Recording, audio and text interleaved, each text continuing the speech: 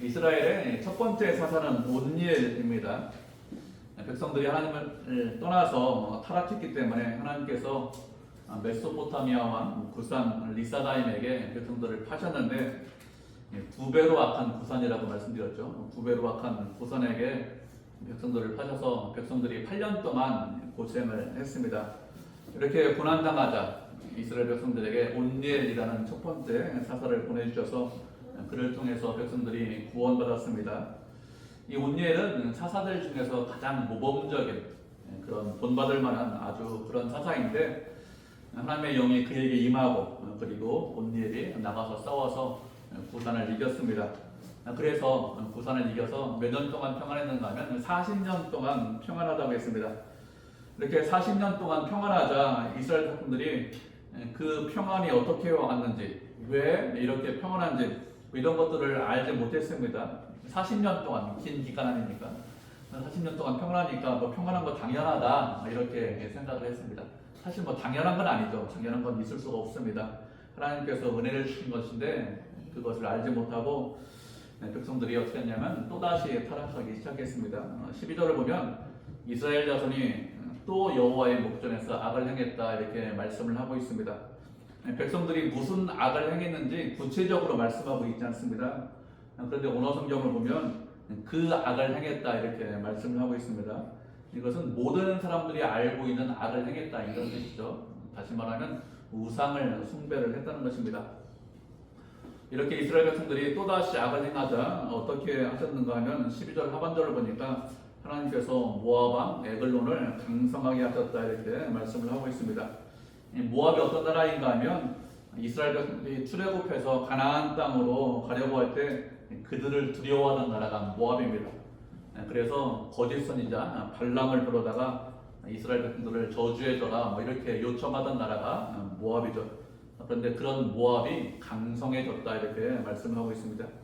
이 말씀을 보면 좀 안타깝죠. 참 힘이 없는 나라고 이스라엘을 두려워하던 그런 나라인데 백성들이 하나님을 떠나자 하나님께서 그런 힘없는 나라를 강성하게 만들어 주셨습니다. 하나님께서는 이스라엘 백성들만의 하나님이시냐? 그런 것은 아닙니다. 온 세상의 주인이시고 온 세상의 하나님이십니다.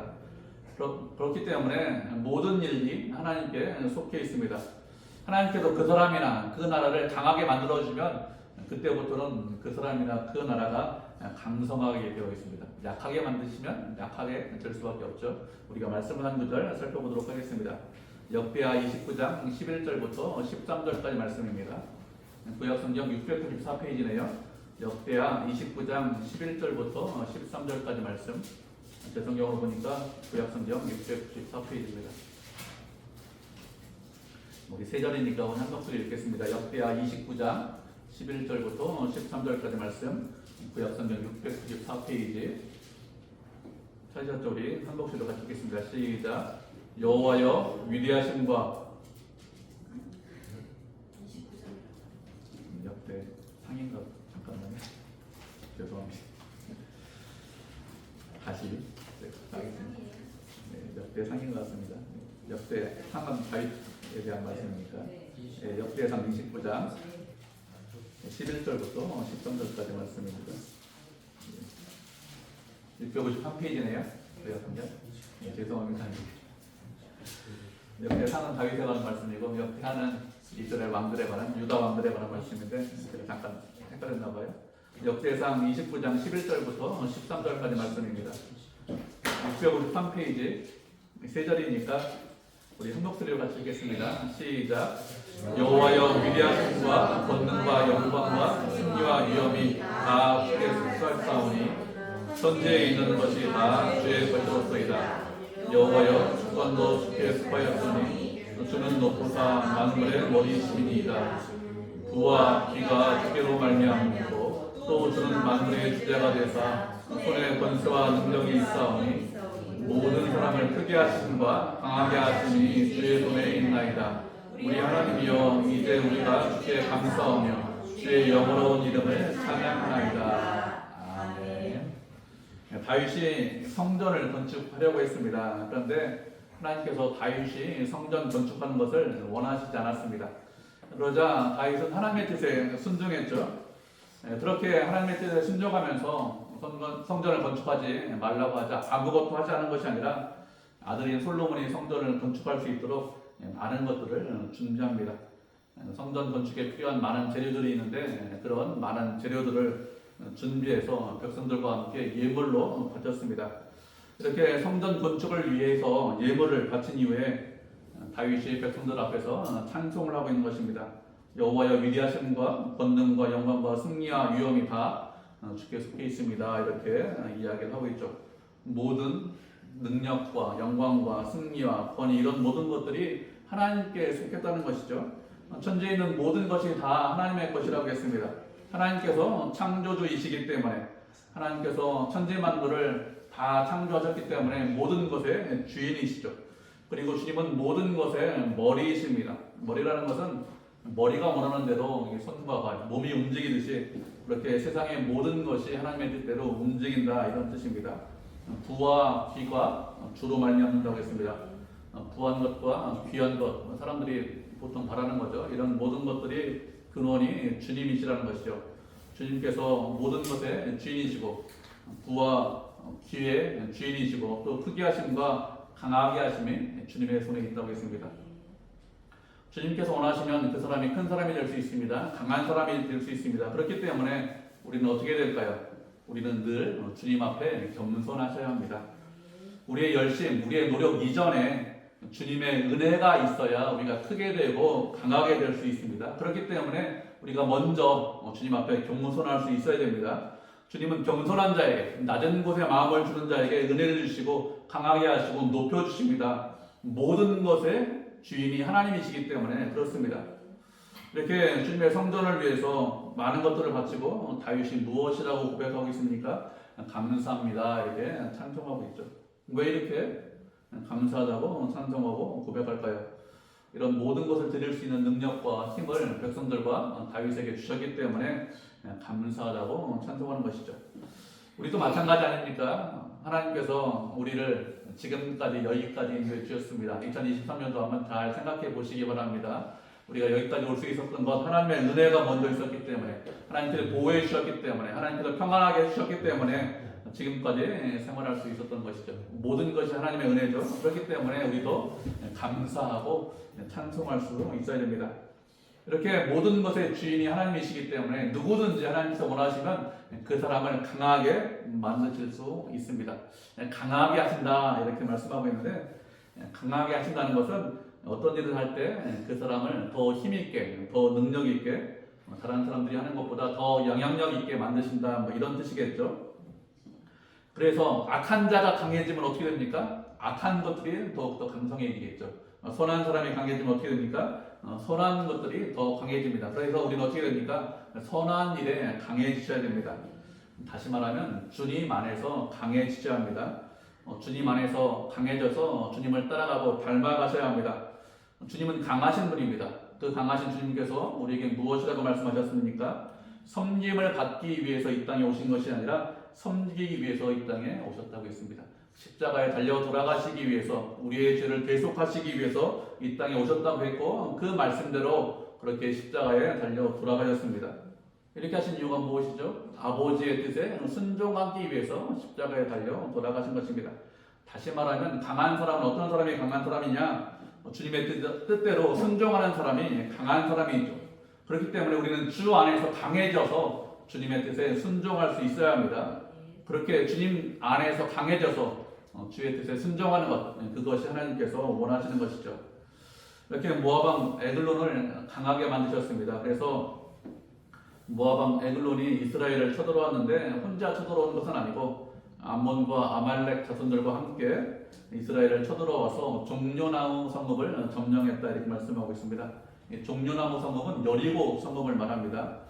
이스라엘 백성들이 가나안 땅에 처음 들어와서 가나안 중부에 있는 정복한 성읍이 어디인가 하면 여리고 성입니다. 여리고 성을 정복했다는 것은 무슨 의미가 있는가 하면 가나안에 있는 모든 성을 다 정복했다. 가나안 땅을 하나님께서 이스라엘 백성들에게 주신다. 뭐 이런 의미가 있습니다.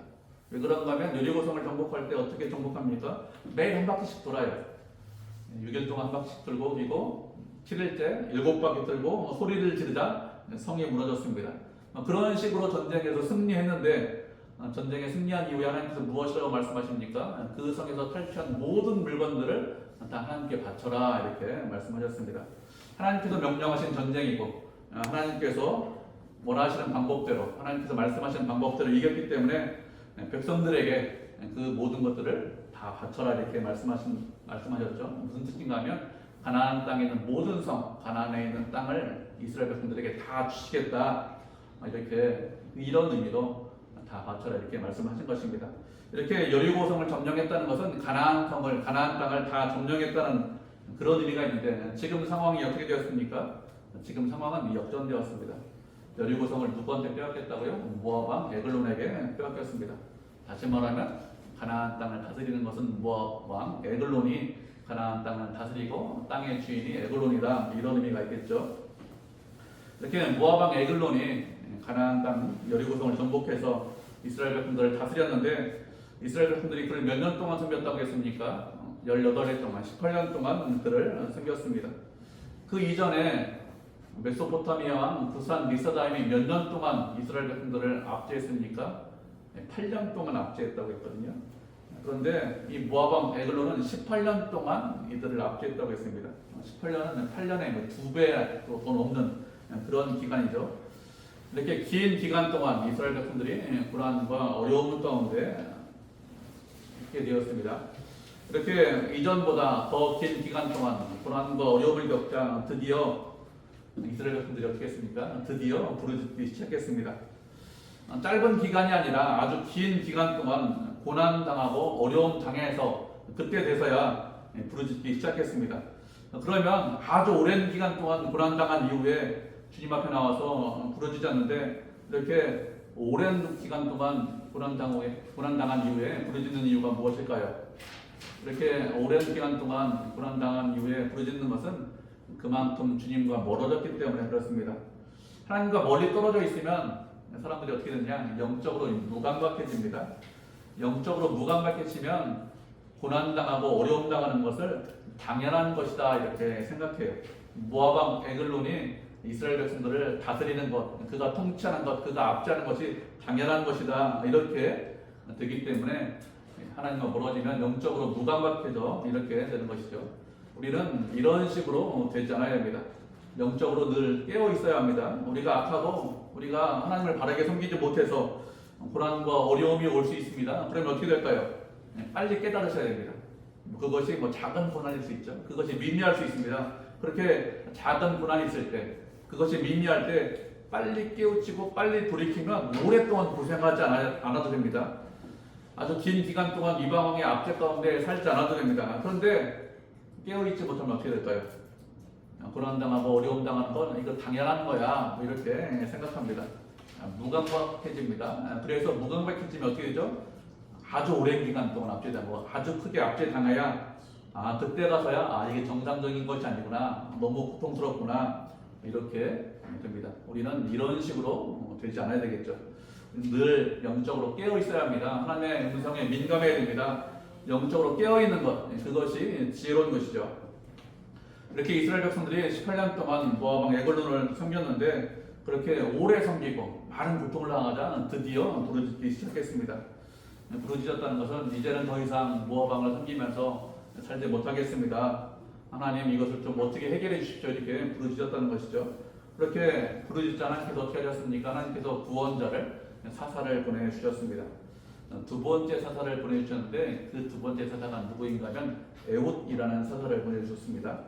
에훗을 보내주셨는데 에훗을 사사로 세워주셨는데 그에 대해서 무엇이라고 말씀하고 있죠? 그가 왼손잡이다 이렇게 말씀하고 있습니다. 우리말 성경에 보면은 그냥 왼손잡이다 이렇게 되어 있습니다. 그런데 원어 성경 히브리어 성경을 보면 오른손을 사용하지 못하는, 오른손이 묶여있는 에훗이다 이렇게 표현을 하고 있어요. 이런 식으로 말씀하는 것을 보면은 에훗은 선천적으로 오른손을 사용하지 못하는 그런 사람 같습니다. 오른손을 사용하지 못하기 때문에 왼손잡이다 이렇게 말씀을 하고 있는 것이죠. 그러면 에훗이 왼손잡이라고 굳이 말씀하시는 이유가 무엇일까요? 에훗은 평소에 오른손을 사용하지 못하기 때문에 많이 힘들고 불편했을 것입니다. 태어날 때부터 그렇게 태어났든지 아니면 중간에 어떤 사고를 당해서 그렇게 됐든지 양손을 다 사용할 수 있는 것이 아니라 한쪽 손만, 그것도 오른손이 아니라 왼쪽 손만 사용하기 때문에 생활하는 거 상당히 어렵고 불편했겠죠. 그런데 하나님께서 어떻게 하셨습니까? 이런 에훗도 사사로 불러주시고 만들어주셨습니다. 우리가 사사라고 생각하면 그 사람이 아주 대단한 사람일 것이다 이렇게 생각하거나 아주 완벽한 사람이다, 아무런 흠이 없을 것이다 이렇게 생각하는 경향이 있습니다. 왜 이런 식으로 생각하는가 하면 일반적으로 사람들이 원하는 것은 누구를 원하는가 하면 영웅을 원하기 때문에 그렇습니다. 완벽한 영웅이 나타나서 우리를 고난과 어려움 가운데서 건져줄 것이다 이런 생각을 사람들이 꽤 많이 합니다. 그런데 하나님께서 사사로 부르는 그런 사람들은, 사사로 부르시는 사람들은 그런 사람들이 아니죠. 세상 사람들 보기에 완벽한 사람, 아무런 흠이 없는 사람, 그 사람이 대단하기 때문에 사사로 부르시느냐, 그런 것이 아닙니다. 3절 마지막 절에 보면 에훗이라는 세 번째 사사가 나옵니다. 에훗 이후에 세 번째 사사인 삼갈이라는 사사가 나옵니다. 그런데 이 삼갈이라는 사사는 한 절로 말씀하고 있습니다. 여러 절도 아니고 한 절로 말씀하고 있는데, 아나스의 아들 삼갈이 소모는 막대기로 블레셋 사람 600명을 죽이고 이스라엘을 구원했다 이렇게 한 절로 말씀을 하고 있습니다. 소모는 막대기로 600명을 구원했는데 소를 몰 때 칼로 소를 모나요? 창으로 소를 모나요? 여러분 그렇지 않죠? 이 평범한 막대기 가지고 소를 몹니다. 그런데 어떻게 했다는 거예요? 그 소모는 막대기로 600명을 죽였다 이렇게 말씀하고 있습니다. 보통 하나님께서 일을 하실 때는 어떻게 일을 하시는가 하면 그 사람이 갖고 있는 것을 가지고 일을 하게 하십니다. 다윗이 골리앗을 이길 때 물맷돌을 가지고 골리앗을 이기잖아요. 평소에 자신이 갖고 있던 것을 가지고 그것을 사용해서 그것으로 하나님의 일을 하게 하시는데, 삼갈이 소모는 막대기를 가지고 블레셋 사람 600명을 죽였다 이렇게 말씀하는 것을 보면 그 사람 평소에 소모는 사람이에요. 농부라는 뜻입니다. 그런데 그 농부가 사사가 되어서 이스라엘 백성을 구원했다 이렇게 말씀을 하고 있는 것이죠. 말씀드렸듯이 그 사람이 훌륭하기 때문에, 그 사람이 뛰어나기 때문에 사사로 부르는 것이 아닙니다. 우리가 말씀 한 구절 살펴보도록 하겠습니다. 고린도전서 1장 26절부터 29절입니다. 신약성경 263페이지죠. 고린도전서 1장 26절부터 29절입니다.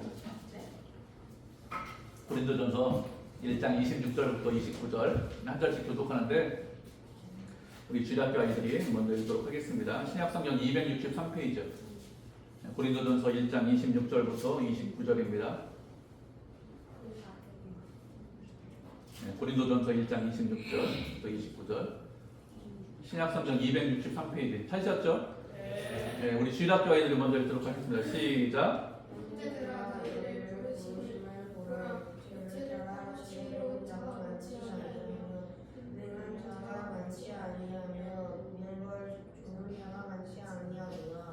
그러나 하나님께서 세상의 미련한 것들을 택하사 지혜 있는 자들을 부끄럽게 하려 하시고 세상의 약한 것들을 택하사 강한 것들을 부끄럽게 하려 하시며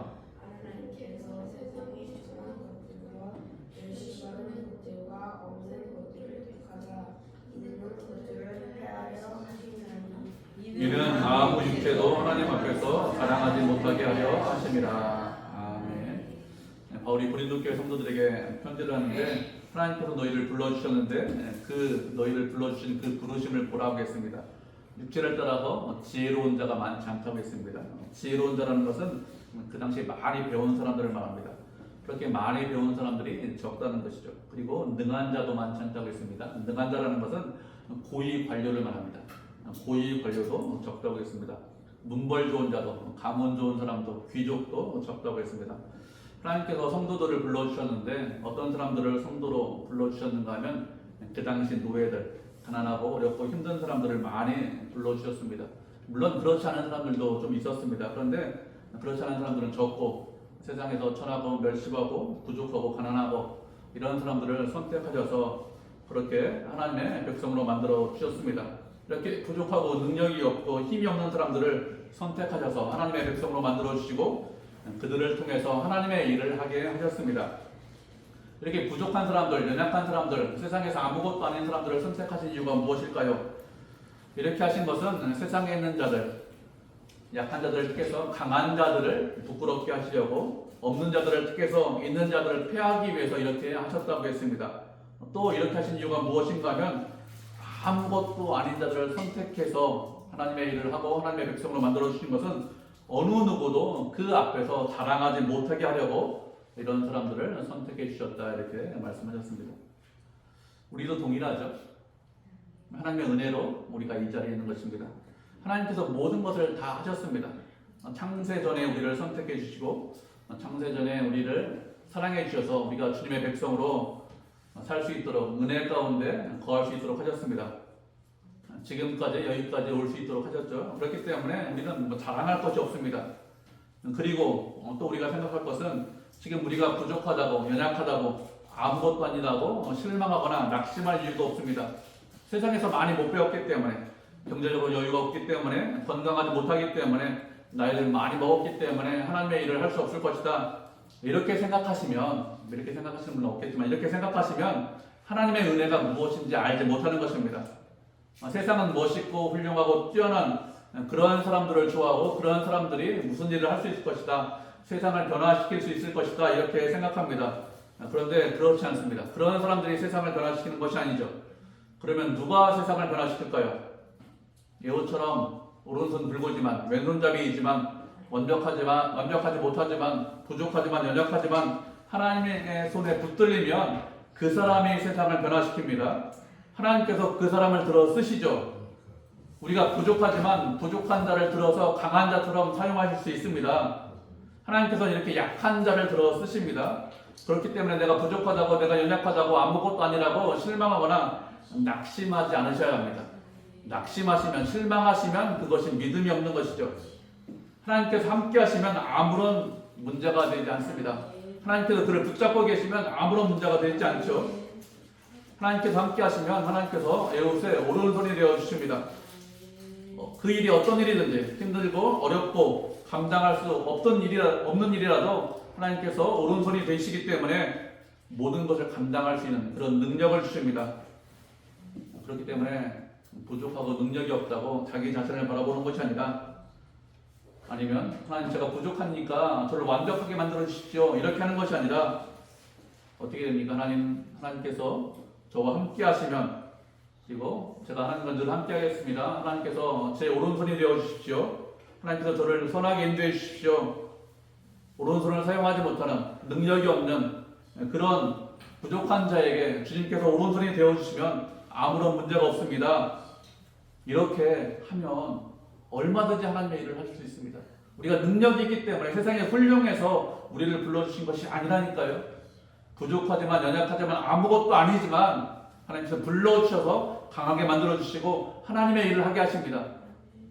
그렇기 때문에 우리는 늘 주님과 동행하고 주님과 함께 계셔야 합니다. 이렇게 왼손잡이인 에훗이 무엇을 하고 있죠? 이스라엘 백성들이 그를 통해서 모압 왕 에글론에게 공물을 바쳤다고 했습니다. 공물을 바쳤다는 것은 조공을 바쳤다는 것이죠. 에글론이 정복한 왕이기 때문에 조공을 바치고 있는 것입니다.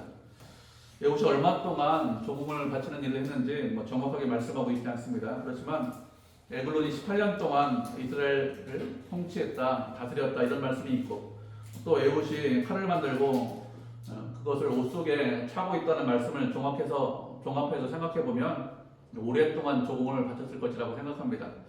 처음 조공을 바칠 때는 사람들이 좀 의심하잖아요. 왕 앞에 나가기 때문에 몸도 수색을 하고 이것저것에 대해서 의심을 많이 합니다. 그런데 기간이 좀 오래되면 어떻게 될까요? 몸을 수색하는 사람, 물건을 검색하는 사람 이런 사람들 다 알게 되죠. 그렇게 서로 간에 알게 되면 별로 의심하지 않습니다. 오른손 사용을 하지도 못하고 또 조공을 바치는데 조공만 바치는 것이 아니라 언제나 평소에 자신들에게 잘 해주기 때문에 별로 의심하지 않았을 것입니다. 이렇게 모압 사람들이 의심하지 않게 되려면 시간이 좀 걸렸겠죠. 이렇게 어느 정도 시간이 흘렀는데 에훗이 한 규빗 되는 칼을 만들어서 오른쪽 옷 속에 찼다 이렇게 말씀을 하고 있습니다. 한 규빗은 한 45cm에서 한 50cm 정도 됩니다. 팔꿈치에서 손끝까지 정도 되기 때문에 사람마다 좀 차이 있는데 한 45cm에서 50cm 정도 이렇게 되는 것이 한 규빗이죠. 그렇게 긴 칼은 아니지만 칼을 차고 공물을 바쳤는데 공물을 바치는 자들을 다 돌려보냈다 이렇게 말씀하고 있습니다. 공물을 바치면서 칼을 차고 왔기 때문에 이 에글론 왕을 죽이려고 좀 기회를 엿봤을 것입니다. 그런데 왕을 죽일 수 있는 기회를 찾지 못한 것 같아요. 그래서 공물 바치는 자들을 다 돌려보냈다고 했습니다. 그렇게 다른 사람들은 다 돌려보내고 에봇이 어떻게 했는가 하면 길갈 근처에 돌 뜨는 곳에서 돌아왔다 이렇게 말씀을 하고 있습니다. 길갈이 어디인가 하면 여리고에서 한 2-3km 떨어진 곳이 길갈입니다. 이 길갈에서 이스라엘 백성들이 무엇을 했는가 하면 여리고성 전쟁을 앞두고 할례를 행한 곳이 길갈이죠. 애굽의 수치를 불려버렸다, 애굽의 수치를 잘라버렸다 이런 의미로 할례를 한 장소가 길갈인데 그 길갈에 돌 뜨는 곳 근처에서 에봇이 돌아왔다 이렇게 말씀을 하고 있습니다. 돌 뜨는 곳이라고 했는데 이 돌 뜨는 곳이라고 하면 잘 이해가 되지 않습니다. 돌 뜨는 곳이 어디인가 하면 우상을 만들기 위해서 돌을 뜨고 돌을 다듬는 곳을 말합니다. 그 당시 사람들은 나무나 돌을 가지고 우상을 만들었는데 길갈 근처에 우상을 만드는 장소가 있었는데 그 장소에서 다른 사람들은 다 돌려보내고 에봇이 다시 돌아왔습니다. 그러면 그가 왜 다시 돌아왔을까요? 왕을 죽이기 위해서 기회를 엿봤지만 실패하고 다음에 죽이자, 지금은 안 되겠다 이렇게 생각했는데 우상을 만드는 장소에서 마음이 좀 바뀐 것 같습니다. 길갈 근처 우상을 만드는 장소에서 우상 만드는 것을 보면서 사람들이 하나님을 섬기는 것이 아니라 우상을 섬기기 위해서 돌을 뜨는 것을 보면서 마음이 좀 바뀐 것 같아요. 그냥 돌아가면 안 되겠다 이렇게 생각한 것 같습니다. 그냥 돌아가면 하나님의 백성들이 하나님을 섬기는 것이 아니라 우상을 섬기고 에글론에게 공물 바치는 일을 계속해서 해야 되기 때문에 그냥 돌아갈 수 없다. 그냥 돌아가면 안 된다. 칼까지 차고 왔는데 이렇게 생각한 것 같습니다. 그래서 죽일 결심을 하고 다른 사람들은 다 돌려보내고 에봇 혼자 돌아왔습니다. 에봇이 다른 사람들에게 도움을 청할 수 있겠죠. 이런저런 계획이 있으니 나를 좀 도와달라 이렇게 할 수 있는데 그렇게 하지 않은 것 같습니다. 함께 온 백성들에게 도움을 청할 수 있는데 그렇게 하지 않고 자신 혼자 왕을 죽이는 것이 훨씬 더 좋겠다 이렇게 생각을 한 것 같습니다. 그래서 다른 사람들은 다 돌려보내고 에봇 혼자만 돌아가서 에글론 왕을 만났습니다. 모압 왕을 만나서 할 이야기가 있다고 하자 왕이 신하들 다 물렸죠. 그렇게 왕과 에봇이 단둘이 남았는데 하나님의 명령을 받아서 할 말이 있습니다 이렇게 하자 왕이 자리에서 일어섰는데 그때 옷 속에 차고 있던 칼을 빼서 왕을 죽였습니다. 그리고 다락문을 잠그고 도망갔죠. 다락문을 잠그자 밖에 있는 신하들은 왕이 발을 가린다 이렇게 생각을 했습니다. 발을 가린다는 것은 용변을 본다 이런 의미가 있는데 이 완곡한 표현으로 발을 가린다고 한 것이죠. 오래 지나도록 왕이 나오지 않자 이상하게 생각해서 문을 열었는데 이미 왕이 죽었습니다. 에봇은 왕을 죽이고 다락문을 잠그고 시간을 벌어서 도망갔는데 어디까지 도망갔는가 하면 돌 뜨는 데를 지나서 스이라까지 도망갔다고 했습니다. 그렇게 스이라까지 도망해서 에브라임 산지에서 나팔을 불었습니다. 에브라임 산지에서 나팔을 불었다는 것은 이스라엘 백성들을 모이라고 나팔을 불 것이죠. 이렇게 나팔을 불어서 사람들이 모이자 에봇이 앞장서면서 무엇이라고 합니까? 28절을 보면 하나님께서 너희들의 원수인 모압을 너희들의 손에 넘겨주셨다고 했습니다. 사람들이 모이자 자신이 모압 왕 에글론을 죽인 것을 말을 했겠죠. 이렇게 모압 왕 에글론을 죽인 이것은 하나님의 은혜로 되었으니 지금 모압을 무찌르자고 합니다. 왕이 죽었기 때문에 모압 사람들이 우왕좌왕 하겠죠. 그때 정신없는 틈을 타서 이스라엘 백성들이 곧 전쟁으로 몰려올 것이다 이렇게 그렇게 두려움 가운데 있는데 그 틈을 타서 전쟁을 하자고 합니다. 그렇게 사람들을 불러 모아서 어떻게 했는가 하면 모압 맞은편에 있는 요단강 나루를 장악했다고 했습니다. 그리고 한 사람도 요단강 나루를 장악해서 건너가지 못하게 하고 모압 사람들을 약 한 10,000명 정도 죽였다 이렇게 했는데 그들은 다 용사고 그들은 다 장사인데 아무도 도망가지 못했다고 했습니다. 에봇은 에글론 왕을 죽이기 위해서 아주 치밀하게 준비했습니다. 모압 왕을 어떻게 죽일 것인가 이런 것에 대해서 많이 생각했겠죠. 그리고 모압 왕을 죽인 이후에도 어떻게 할지 미리 생각했을 것입니다. 왕을 죽인 이후에 에브라임 산지에 가서 나팔을 불었고 사람들이 모이자 유단 나라를 점령하려고 합니다. 이렇게 이스라엘 백성들이 유단 나라를 점령해서 모압 사람들을 쳤는데 유단 나라를 점령한 이유가 무엇인가 하면 모압 사람들이 요단으로 도망가려면 요단강을 건너서 도망가야 됩니다. 그런데 요단강은 그냥 우리 평소 강처럼 아무 데서나 건널 수 있는 그런 강이 아닙니다. 골짜기가 너무 깊기 때문에 나루를 통해서만 건널 수 있습니다. 다른 곳에서는 건너지 못합니다. 그렇기 때문에 도망가지 못하도록 나루를 점령하고 있는 것이죠. 그래서 나루에 오는 사람들을 죽인 것입니다. 나루를 통해서 와야 되기 때문에 한꺼번에 많은 사람들이 건너지 못할 거 아닙니까? 적은 인원이 계속해서 오니까 매복해 있다가 적은 인원들이 오면 그 모압 사람들을 죽였다 이렇게 생각하시면 됩니다. 이렇게 해서 도망가는 모압 사람들을 완전히 이긴 것이죠. 그렇게 모압과 전쟁을 했는데 30절을 보면 무엇이라고 말씀하고 있죠? 그날에 모압이 이스라엘의 수하에 굴복했는데 그 땅에 80년 동안 평안했다 이렇게 말씀하고 있습니다. 모압이 18년 동안 이스라엘을 통치했습니다. 그래서 이스라엘 사람들이 이제는 더 이상 어떻게 할 수 없고 이제는 아무 일도 할 수 없다. 모압이 통치하는 것이 에글론 왕이 통치하는 것이 당연하다. 그런 시기에 하나님께서 누구를 세우셨습니까? 하나님께서 오른손을 사용하지 못하는 왼손잡이 에봇을 세우셔서 전쟁을 하게 하시고 그리고 승리하게 하셨습니다. 모압이 전쟁에서 이긴 것은 아주 군사력이 좋기 때문에 아니면 누가 뛰어나기 때문에 그렇게 해서 이긴 것이 아니죠. 이스라엘이 전쟁에 승리한 것은 하나님의 일을 하겠습니다. 하나님의 뜻에 순종하겠습니다. 이렇게 생각한 한 사람이 있기 때문에 한 사람 에봇이 있기 때문에 승리한 것입니다. 오른손을 사용하지 못하지만 왼손잡이지만 좌절하지 않았습니다. 낙심하지 않았습니다. 하나님께서 함께 하시면 제가 한 손만 가지고도 승리할 수 있습니다. 제가 한 손만 가지고도 에글론 왕을 죽일 수 있습니다. 이렇게 생각한 에봇이 있었기 때문에 18년 동안 압제당하고 있었는데 그 전쟁에서 승리할 수 있었던 것입니다. 하나님께서 에봇의 오른손이 되어 주셨기 때문에 승리할 수 있었던 것이죠. 우리도 마찬가지입니다. 우리도 우리 자신을 바라보면 아무것도 아니죠. 우리 자신을 바라보면 연약합니다. 그렇지만 하나님을 의지하시면 하나님께서 우리의 부족한 것, 우리의 연약한 것, 우리가 사용하지 못하는 것 그런 것들을 사용하여 주셔서 우리를 강하게 만들어 주십니다. 하나님께서 우리의 오른손이 되어 주십니다. 그러면 아무런 문제가 없죠. 그렇기 때문에 나 자신을 바라보는 것이 아니라 하나님을 바라보셔야 합니다. 나 자신을 바라보시면 부족해요. 연약해요. 아무것도 못합니다. 승리할 수 없습니다. 그렇지만 하나님을 바라보시고 하나님을 의지하시면 하나님께서 내 부족한 것을 들어 쓰시면 그러면 승리할 수 있습니다. 그렇게 믿음으로 승리해서 하나님을 의지하는 하나님께 영광 돌리는 그런 성도, 그런 교회가 되기를 주님의 이름으로 축복을 드립니다.